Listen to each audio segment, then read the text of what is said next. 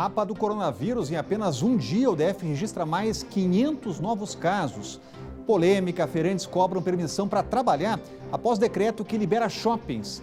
E a luta continua. Em um condomínio de Vicente Pires, há muitos moradores e um inimigo, o mosquito da dengue. Por lá, várias pessoas já foram contaminadas. Presa a quadrilha especializada em roubar comerciantes chineses. E no quadro Consulte Doutor, vamos falar sobre saúde digestiva. Olá, eu sou Rodrigo Orengo e está começando agora o Band Cidade, primeira edição.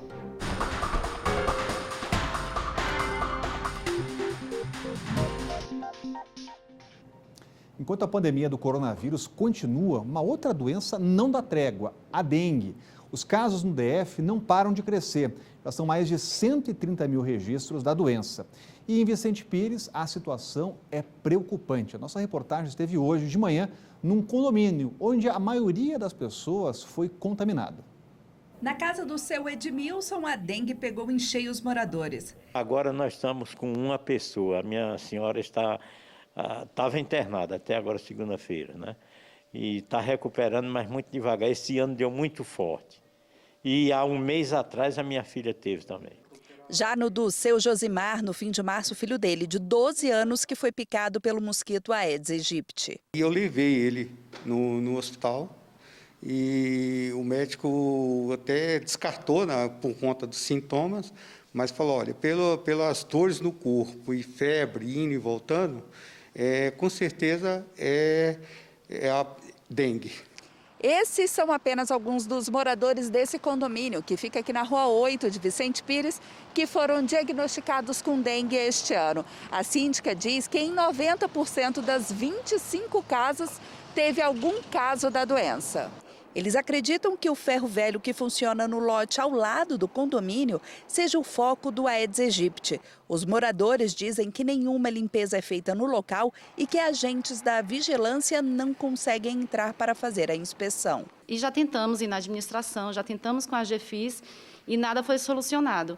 E quando a vigilância sanitária está aqui, que a gente questiona qualquer, assim, por conta do ferro velho, eles sempre desconversam, eles nunca dão uma oposição para a gente em nada. Eles desconversam e mudam de assunto, não sei o que acontece. Sem conseguir contato com o proprietário do terreno, eles já buscaram a ajuda das autoridades para resolver o problema, mas nada foi feito. Há 13 anos nós vimos tentando contato e tentar solucionar o problema, mas infelizmente não conseguimos. Somente este ano foram registrados 30.184 casos prováveis de dengue no Distrito Federal, um aumento de 65,18% se comparado ao mesmo período do ano passado. Desse total, 1.299 foram aqui em Vicente Pires. 17 pessoas morreram por conta da dengue. Para que a população possa comunicar sobre terrenos baldios, que pode ser o criador do inseto transmissor da dengue, pode ser contactado a administração regional, né, informar de que aquele terreno baldio, especialmente se estiver com entulhos, com lixo acumulado, tudo isso facilitando a proliferação do vetor, ou ligar para 160, opção 3, que vai ser direcionado para a DIVAL, que é responsável pelo controle do vetor em todo o território do Distrito Federal. Em nota, a administração de Vicente Pires informou que as áreas da cidade já são dedetizadas pelo programa Sanear Dengue e sobre o lote abandonado, disse que é preciso uma ação coercitiva de vários órgãos para decidir o que fazer com o local. Olha, o saque emergencial da FGTS vai ser liberado no dia 15 de junho e, por meio de uma medida provisória, o governo permitiu que as pessoas saquem o valor de até R$ 1.045 da conta ativa ou inativa. E os saques podem ser feitos até o dia 31 de dezembro e, para acessar o saldo, basta ir até o site da Caixa ou baixar o aplicativo do FGTS. É preciso ter o número do NIS ou o CPF. Vamos falar aqui sobre a polêmica, vamos falar sobre a operação Fake News, até porque o presidente Jair Bolsonaro falou hoje de manhã, acabou elevando o tom e a gente já vai trazer mais informações que o Sérgio Amaral está acompanhando tudo, já aparecendo para a gente.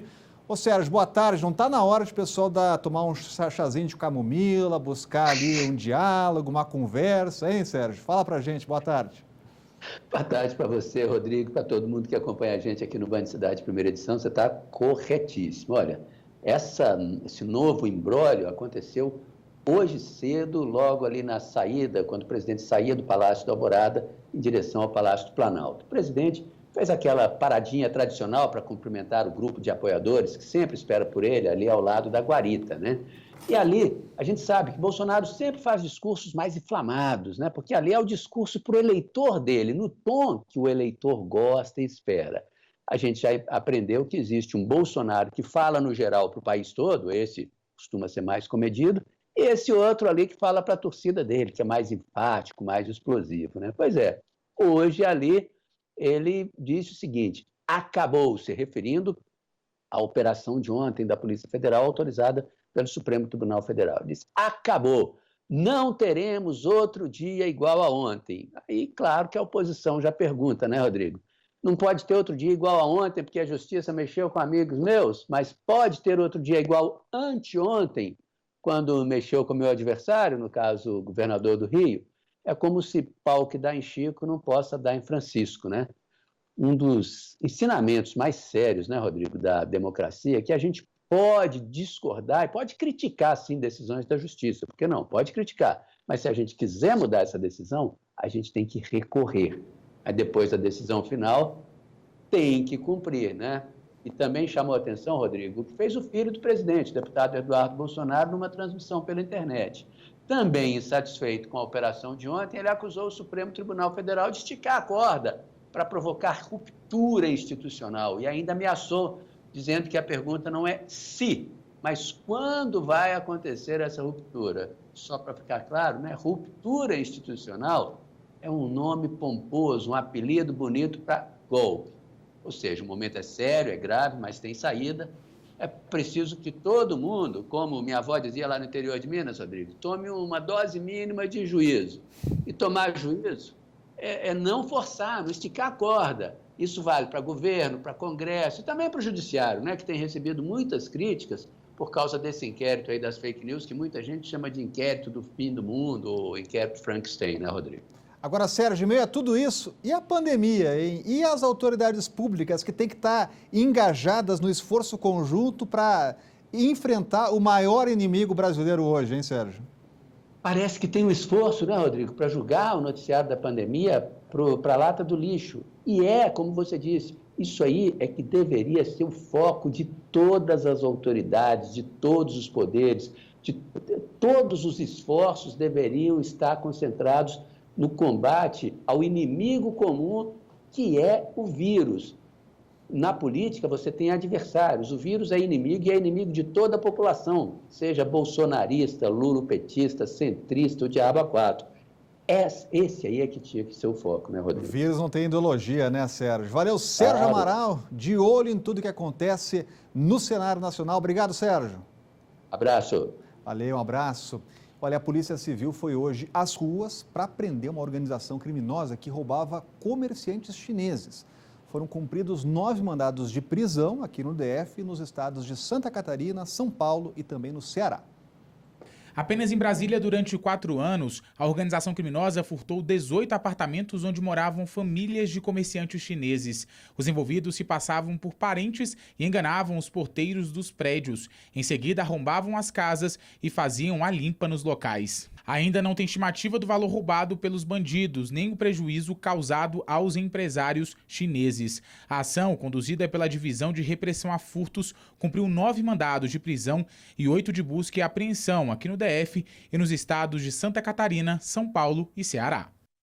Na próxima semana, 360 servidores do sistema penitenciário vão se hospedar de graça em hotéis da área central da capital. O projeto faz parte das ações voltadas aos trabalhadores que atuam na linha de frente contra o coronavírus.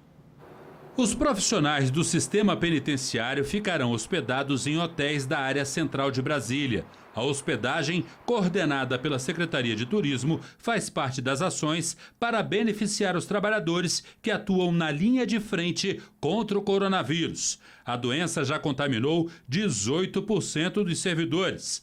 Nós vamos receber até 360 profissionais que, da mesma forma, atuam no sistema penitenciário da Papuda, poderão, ao final do trabalho, descansar no hotel e, dessa forma, proteger suas famílias e voltar no dia seguinte com muito mais disposição. Os servidores serão hospedados em apartamentos individuais com café da manhã, almoço e janta. O contrato terá vigência de 30 dias, podendo ser prorrogado diante da situação de emergência de saúde pública provocada pela Covid-19. Para o Sindicato dos Policiais Penais, a ação visa também reduzir as chances de transmissão do vírus entre parentes dos profissionais. Entre os 1.200 funcionários do sistema penitenciário, mais de 200 já pegaram a doença. Haja vista que nós temos hoje inúmeros policiais dentro do complexo penitenciário que têm e que convivem com famílias que têm comorbidade, pais, filhos, esposas, mães que têm problemas de saúde. Então é uma forma de proteger os familiares desses policiais, dando mais tranquilidade ao enfrentamento do novo coronavírus. A primeira fase do programa Acolher começou com os profissionais de saúde. Parte da categoria começou a se instalar nos hotéis na semana passada. Mudanças no GDF. Com o avanço do coronavírus nos presídios, o governo criou a Secretaria de Administração Penitenciária. Até então, o sistema era administrado por uma subsecretaria ligada à segurança pública. Esse é o tema do comentário de Cláudio Humberto. A transformação da Subsecretaria de Sistema Penitenciário em Secretaria de Sistema Penitenciário é a resposta do governador Ibanez Rocha à tentativa de alguns pelegos do movimento sindical de tentar desestabilizar o subsecretário, agora secretário, Adival Cardoso do cargo. Ele vem fazendo um trabalho técnico, científico, sem vínculos com interesses políticos ou mesmo sindicais, e isso não agrada à pelegada. O fato da transformação da subsecretaria em secretaria não vai implicar em aumento de custos. Quem era subsecretário virou secretário, que continuará tendo o seu chefe de gabinete, seus assessores, enfim, aquela estrutura que é normal, natural na subsecretaria e também na secretaria. Vamos agora cobrar um trabalho ainda mais eficiente do novo secretário.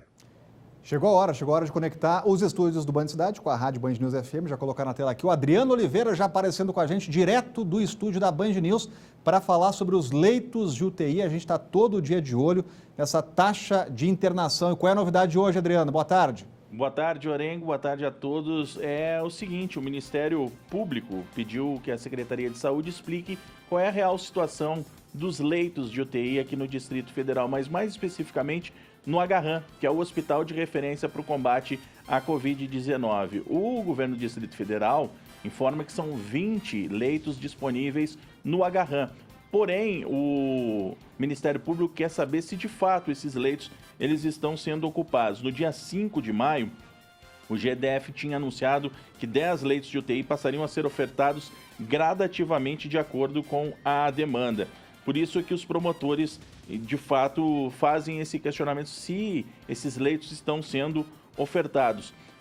Agora há pouco, acompanhando sempre aquela atualização que a gente costuma fazer diariamente sobre a ocupação de leitos, eu fui exatamente para o detalhamento que o GDF fornece sobre a questão dos leitos. E o Agarram, segundo o relatório do Distrito Federal, ele tem 16 leitos ocupados neste momento e 4 que estão reservados, ou seja, são 4 leitos que não estão ocupados neste momento no Agarram dos 20. Então, pelo relatório que o GDF passa, sim, esses 20 leitos estão disponibilizados, ou seja, estão disponíveis no Agarram, porém, desse número, 16 está ocupado neste momento. A taxa de ocupação nos demais leitos, juntando não só o Agarram, mas os outros hospitais, e eu estou falando leitos de UTI, ele representa neste momento 43,48%, Arengo. Valeu, Adriano Oliveira, torcendo para continuar baixa a taxa. Tem que lembrar que outras unidades da federação já estão quase no colapso da UTI e a promessa do governador é manter no patamar de 30%. O Adriano está sempre de olho nesses números. E agora a Renata Dourado tem um recado para você. Quer preparar receitas incríveis na quarentena com os melhores produtos e gastando muito pouco? O supermercado Bela Via é o seu parceiro ideal. Isso mesmo. Com 8 lojas no Distrito Federal e em torno, o Bela Via tem um mix de produtos especialmente selecionados para fazer de você um chefe de sucesso na sua casa. O Bela Via tem um hortifruti impecável, com frutas, legumes e verduras sempre fresquinhos. O atendimento da padaria, açougue e peixaria garante os melhores ingredientes para a sua experiência gourmet. Use a câmera do seu celular para ler esse código ou acesse bit.ly/Belavia na Band para ter acesso às melhores dicas de produtos e ofertas do Belavia. Atendimento e produtos premium para você e sua família. Vem para o Belavia. E no próximo bloco, como identificar e tratar sintomas de problemas no estômago. É o que vamos descobrir no quadro Consulte Doutor de hoje, então não saia daí, a gente volta já.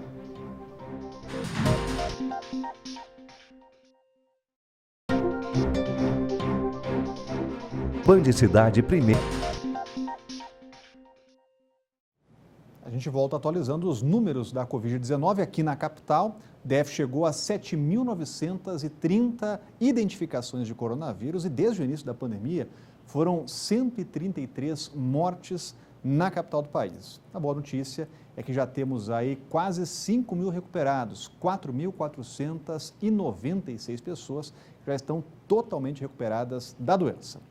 E os feirantes que trabalham na Feira dos Importados não puderam retomar as atividades. A expectativa do grupo era reabrir as portas ontem, mas os vendedores foram impedidos. Vamos conversar agora com a Thalita Almeida, vai trazer mais informações com a gente. Tem muita reclamação de que os shoppings voltaram, mas a Feira dos Importados continua fechada, né, Thalita? Boa tarde. Boa tarde, Rodrigo. Pois é, só para a gente fazer uma diferenciação nesse decreto, né? A gente tem sim uma parte das feiras funcionando aqui no Distrito Federal, mas são aquelas feiras permanentes, então tem isso, né? As feiras populares e as feiras permanentes, aquelas que estão liberadas são as que vendem alimentos, como feiras em algumas regiões do Guará, Cruzeiro, essas feiras conhecidas. Agora, as feiras populares, e aí né, entraria a Feira dos Importados, não tem autorização para funcionar, né? Lá na feira são 1.500 estabelecimentos. Então, ontem todo mundo se preparou, contrataram brigadistas para medir a temperatura na entrada. A feira deixou só um dos portões abertos e instalou também um túnel para pulverizar álcool no corpo dos clientes, né? Mas nada disso adiantou. O local acabou abrindo, né? As pessoas ali repuseram estoques, mas infelizmente o GDF mandou fechar as portas. Só para reforçar, a Secretaria DF Legal informou que não tem prazo ainda para o funcionamento, então a gente acompanha a flexibilização nos próximos decretos do governador. Engo. E a Thalita continua de olho. Obrigado, Thalita.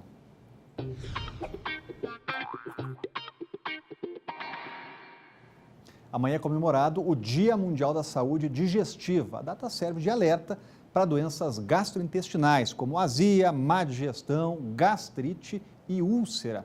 Sobre o assunto, a gente conversa agora com um especialista em aparelho digestivo, Pedro Pinheiro. O doutor já está com a gente aqui em conexão. Doutor, muito obrigado pela presença no Band Cidade. A gente está num momento que as pessoas estão em casa, em quarentena, muita gente está se excedendo, comendo demais.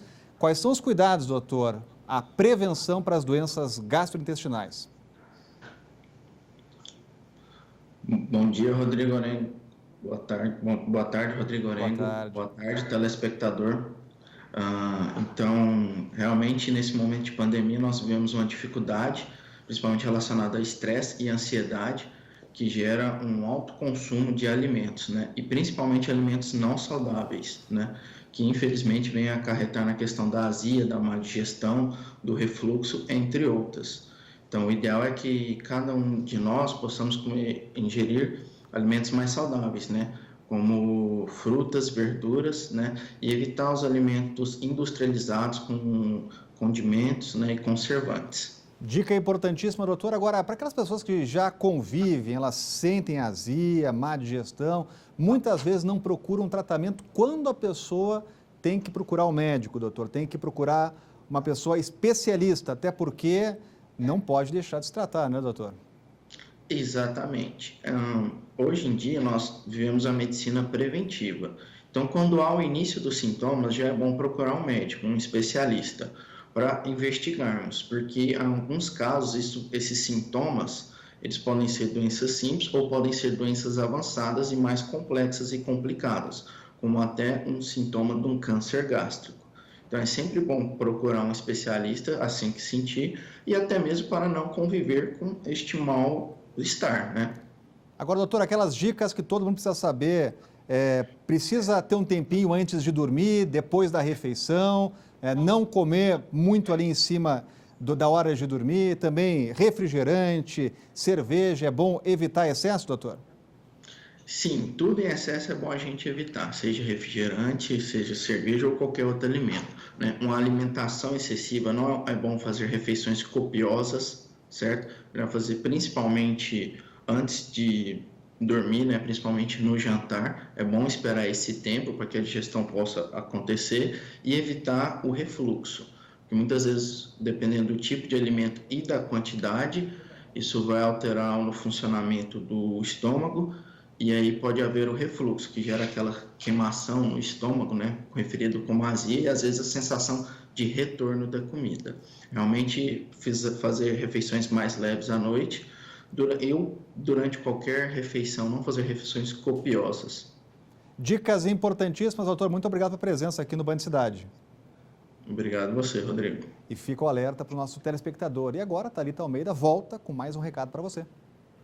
Você sabia que a TerraCap está onde você menos imagina? Parte dos recursos arrecadados com a venda dos terrenos volta para você em forma de investimento e infraestrutura. Em 2019, a TerraCap garantiu, junto ao GDF, um investimento de 426 milhões em obras. Foram mais de 100 mil pessoas beneficiadas. São obras de urbanização, como a instalação de redes de água e esgoto, iluminação pública e pavimentação de ruas e calçadas por todo o DF. E tem mais, muito mais. Você sabia que a TerraCap também investe em tecnologia? Pois é. O Parque Tecnológico de Brasília, Biotic, é uma iniciativa da TerraCap e visa ser um polo de desenvolvimento com geração de novos negócios e empregos. Uma área de 1 milhão de metros quadrados na Granja do Torto, com um potencial para se tornar uma referência nacional e internacional de negócios, tecnologia e inovação. O Biotic já é uma realidade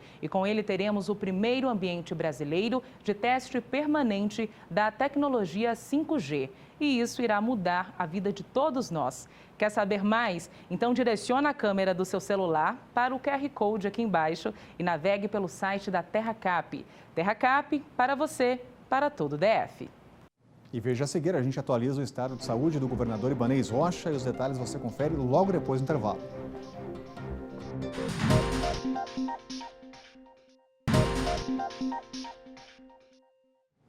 O governador Ibanez Rocha continua internado em um hospital particular na Asa Sul e, segundo os médicos, o chefe do executivo local pode receber alta da UTI ainda hoje e seguir para o quarto. O governador responde bem ao tratamento, mas segue sem previsão de alta. E na parceria entre a Universidade de Brasília e a Fiocruz, permitiu essa parceria a criação de uma plataforma inteligente para ajudar no enfrentamento à pandemia do coronavírus. A plataforma de inteligência vai contar com o trabalho de 300 pessoas que estarão indiretamente envolvidas nas ações de combate ao coronavírus. O foco principal dessa plataforma é tentar apoiar os territórios no enfrentamento da Covid. Por que eu falo territórios e não falo, por exemplo, município, regiões administrativas? Porque territórios são diferentes espaços. Ele pode pensar no nível local, numa UBS, como eu posso pensar isso na escala região administrativa, na região de saúde ou no município, apoiando ele a organizar os processos de vigilância e de inteligência sobre o território, a saber aonde estão os recursos que ele pode contar para garantir um bom enfrentamento. A nova plataforma está instalada no Parque Científico e Tecnológico da UNB, em frente à sede da Fundação Oswaldo Cruz. Para ajudar a estruturar o local, o Banco do Brasil doou à universidade cerca de 650 equipamentos, como computadores, CPUs, mesas e gavetas. Nós já estávamos prevendo fazer essa doação em 2021 para compor o laboratório onde serão desenvolvidos os projetos de pesquisa científica que estamos estruturando com a UNB. Mas nós soubemos desse projeto da universidade com a Fiocruz e decidimos antecipar esse movimento, agilizando a entrega desses bens, o que para nós foi uma satisfação enorme, afinal de contas trata-se de um projeto com um propósito muito maior, que é o de salvar vidas.